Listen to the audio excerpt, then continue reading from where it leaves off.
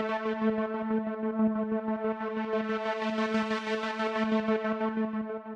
et bienvenue dans notre émission consacrée à la citoyenneté des jeunes aujourd'hui. Pour en discuter, nous accueillons Joshua, un lycéen engagé dans plusieurs projets citoyens. Bonjour Joshua, merci d'être avec nous aujourd'hui. Bonjour, merci de m'avoir invité sur votre plateau. Aujourd'hui, je vais vous parler de comment est-ce que les jeunes arrivent à s'engager auprès de la citoyenneté.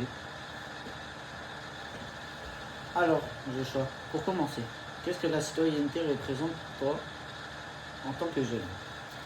Pour moi, la citoyenneté, c'est avant tout un engagement au quotidien. Ce n'est pas juste un mot ou une notion qu'on apprend en cours de MC ou dans sa vie.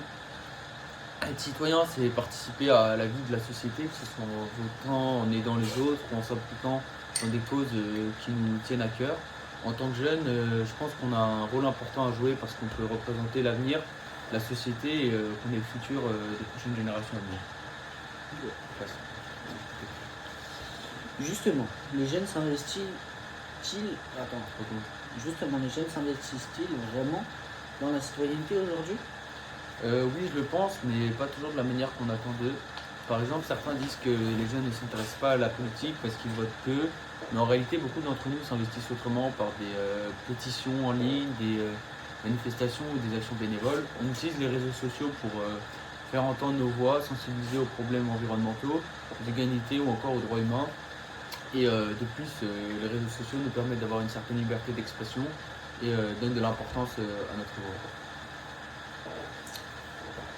Joshua, les réseaux sociaux aujourd'hui, justement, sont parfois critiqués pour leur rôle dans la désinformation. Qu'en penses-tu? Oui, c'est vrai, il y a un risque, mais les réseaux sociaux sont aussi des outils puissants pour mobiliser les jeunes et partager des idées. Ce qui est important, c'est d'apprendre à vérifier les informations et à développer un esprit critique de ce qu'on travaille en cours de MC, par exemple.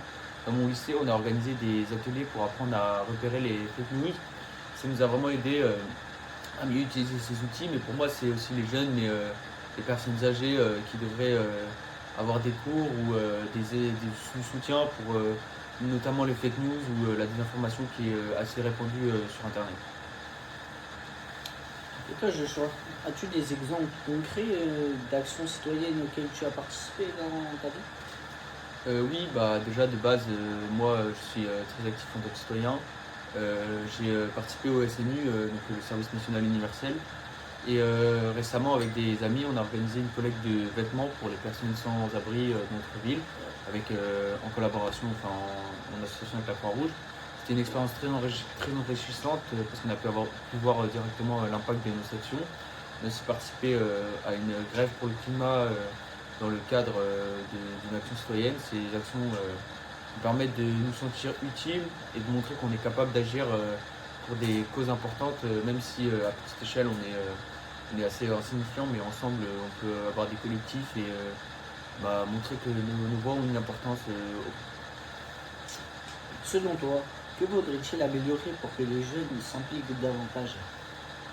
Pour moi, je pense qu'il faudrait qu'on nous fasse davantage confiance, qu'on nous donne des responsabilités concrètes.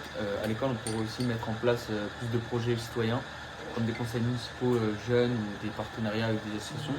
Je sais que c'est déjà le cas dans certains établissements, mais il faudrait faire ça dans toutes les autres villes ou élargir les projets.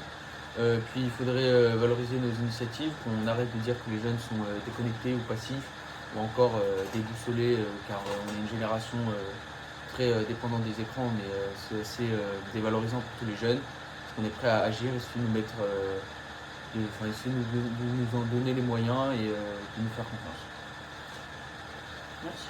Merci beaucoup, Joshua, pour cet échange inspirant. En quelques mots, quel message voudrais-tu adresser aux jeunes de nos jours qui nous écoutent aujourd'hui? Je voudrais leur dire que on a tous un rôle à jouer, peu importe notre âge, que vous soyez un jeune ou une personne âgée. Même de petites actions peuvent avoir un grand impact. N'hésitez pas, ne soyez pas timide, n'attendez pas, engagez-vous pour les causes qui vous tiennent à cœur et faites-vous confiance.